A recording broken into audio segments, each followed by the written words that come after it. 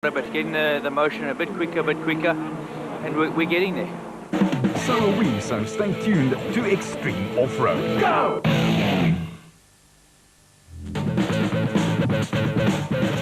Back in Darling for the final 125-kilometer slog of the Nissan Dealer 400 off-road race, the first leg of the 06 ABSA Championship.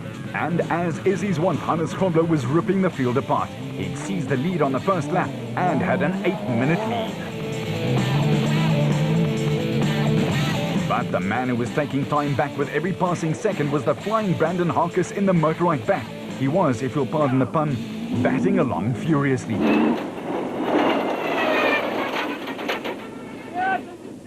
Woolridge and Schottheimer were just slightly off the pace set by the Nissan in the SP class, but they were in third overall and were doing a great job of holding off fourth place. While the forwards were hot, the Braais were even hotter. And the crowd certainly got their money's worth, even though it didn't really cost them a cent to be there.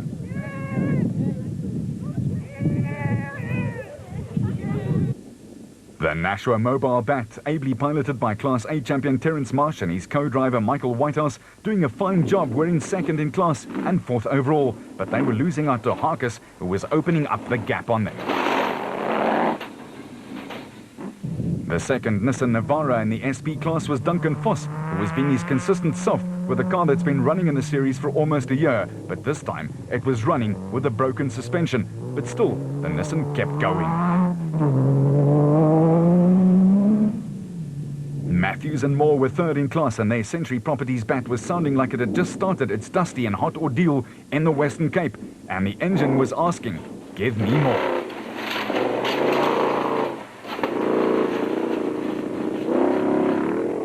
For some, number 13 is unlucky. Not so for John Moore and Ashley Thorne, who had rocketed up the standings and were into 7th place after starting in 19th at the prologue. A great drive. The Save Note and the Brown had pulled virtually the same move. They were 14th at prologue time and were up to 8th. Another storming surge up the order. And ditto for the team in 9th place. But they were the movers and groovers of the day. Ernest Corbett and Warwick Goosen were 20th at the start, and they just blitzed themselves into the top 10.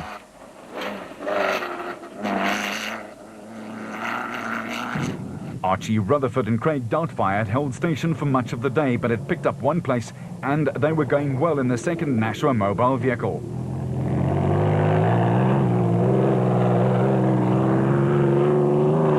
It had lost none of its grunt, while Nell and Smallberger pointed their Bozel Truggy in all the right directions to pass no less than 5 cars on their way to a solid last lap. James Kennelly and Colin Howell's bat was looking the worst for wear, but they were another duo who let it rip on the last lap and came home 12th, all the way up from 29th, helped by a host of non-finishers on the last lap. The Castrol Toyota of Bevan Banfield and Robin Houghton was almost an hour behind Grobler, but they were 4th in class, and that was good enough to start off the season with a good haul of points. The peace and quiet of the Darling countryside is probably still a little off-centre, because the Tyco Trucks Toyota of Chris Visser and Japie Paardenhorst still sounded like $1 million after a pounding in the loose sand and heat of the Western Cape. They were leading Class D. With another Toyota, that of Brian Martin and Oki Fourie, up in the top 15, it made the score 3 for Toyota, 2 for Nissan. The off-road faithful were out in their droves as the expo at the V&A Waterfront had attracted many folks to Darling to watch the passing parade. But this one wasn't passing so quickly. Nick Gosler and Richard Carolyn in the Kopenhagen Hotel race car were 16th and 2nd in Class S. The Swaziland club lads, John Thompson and Clinton McNamara, were very solid in their Zarko and clocked 1 hour and 50 minutes for the last loop. What's the bet that this fellow is a Ford driver? He was helping Manfred Schroeder and Ward Huxtable on their way to an 18th place overall and 2nd in Class E with a 2.5-litre Ranger. This was a great showing.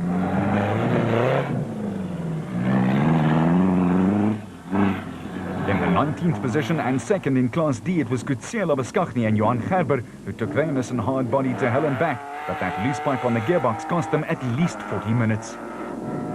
Taking the 20th place and third in Class D was the pairing of Kobus van Tonder and Rian Guapa and their Mitsubishi Pajero after being a lowly 35th at the start of the day.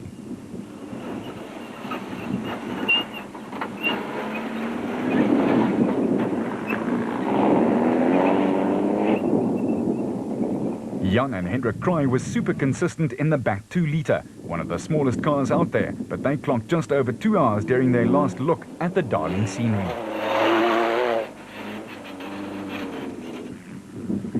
The Nissan hardbody of Arnold du Plessis and Johan Knox was 22nd after the prologue, and that's exactly where they finished, courtesy of 3 flats and some overheating problems, but it still gave them 4th in Class D.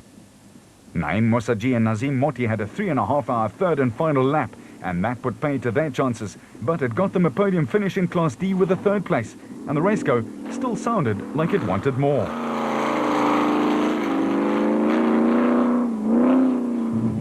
VW Cup racer Fabio Tafani and Michael Barron took a well-deserved debut 3rd place in Class E after clocking a really fast last lap.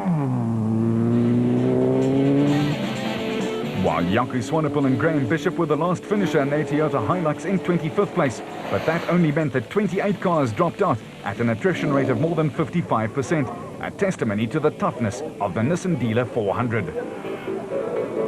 At the finish, the Nissan faithful lifted their red caps to a stellar performance from Hannes Grobler and Francois Jordan, who brought it home in 5 hours and 29 minutes. That's to start the Nissan squad on their march to a 6th consecutive title, and that's despite a couple of flats on the last lap too. But coming home with a drive of his life and just more than a minute behind the Navara, it was Brandon Harkis who stunned friend and foe with a phenomenal drive. The Motorite team were ecstatic with a great showing from the new man in the team, and it was made even sweeter in view of the fact that he was in a single-seater.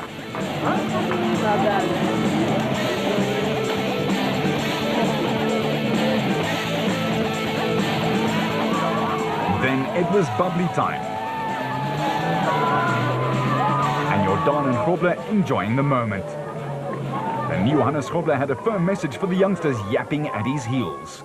Well, yeah, as you've seen today, the new Hannes is back here. I'm driving in old Hannes' place. I'm enjoying it, and this car is so nice. I think they're not going to get me out of this car for the next 5 years. So, sorry, young guys, you're not going to have a drive in the next 5 years. And how did it go out there? Car, no problems? No problem. We had on the last lap, we had unfortunately 2 flat wheels, and we only saw the one and we changed it, and then about 10 kilos further we felt there was something wrong. We stopped and there was another flat wheel, and we probably lost about 7 to 8 minutes, and we were worried that the other guys are too close to us, but eventually it was only the Sandmaster behind us, and we could pull the win off, and very glad to do it for the first time out with a new Nissan Navara. Victory champagne tastes sweet, especially if you upset the big-name teams and won your class. Just ask Brandon Harkis, who did it in a brand new car and on very little sleep. It's a great feeling. Honestly, this was ultimate for me. Some people I need to thank first of all. Mark Gander at First Freight, Netco, people breaking their backs to get my car out of the customs. We only just made it to the line 1 minute to go, and to finish a weekend off like this was just amazing. Unbelievable. Pity I couldn't get to Hannes in the end, but what a great race. And most of all, thanks to Evan Hutchison. Without him I wouldn't be in this team, and obviously the team, the infrastructure we've got is massive, and I think it's going to be a big thing for us this year, Motor Out team. I mean, unluckily Alfie and Evan didn't finish this race, but they'll be back shortly. And lastly, it's just one person I'd like to dedicate this one to my dad, who wasn't here now, but I'm sure he would have enjoyed it. Thanks. The new Ford Ranger made its debut in the SP class, a good one, as Woolridge and Schultheimer took 3rd and 2nd in class, 15 minutes behind the Nissan. Yeah, fantastic. Beyond dreams to come in 2nd is fantastic. It's been a very hard race. I don't think there's going to be too many finishes, as I said, at the halfway point, but all credit to the guys in the workshop. They've worked their guts out for weeks and months, night after night, weekend after weekend. They've done a fantastic job. Everyone said to us, where's the car late last year? And we said all along we wouldn't bring it out until we were happy with it, and it was right the first time. And I think we're not far off it. There's still things to be done. Kenny and I were a little bit rusty, but the car's got a lot of potential. Just little things that are not quite right. The brakes aren't quite right, the setup and the suspension. We need to spend more time in the car, but to get a whole race like this, as hard as this, under the belt, and with no major problems is fantastic. So we're very happy.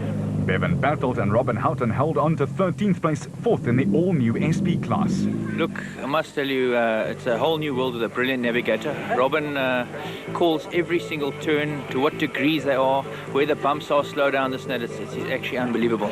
So it was quite easy for me to drive. And the Bucky is well prepared by the Toyota team. And like that, you can only win, you know. The overall results and full points for Grobler and Jordan, and they were 15 minutes ahead of Woolridge and Schultheimer. But watch Voss and Pitchford for the rest of the season. The next SP class belonged to Bertelt and Houghton. And for the special vehicle category, a fine victory by Brandon Harkis, all on his own lonesome. And Marsh and Whitehouse, the defending champions, will be watching him very carefully.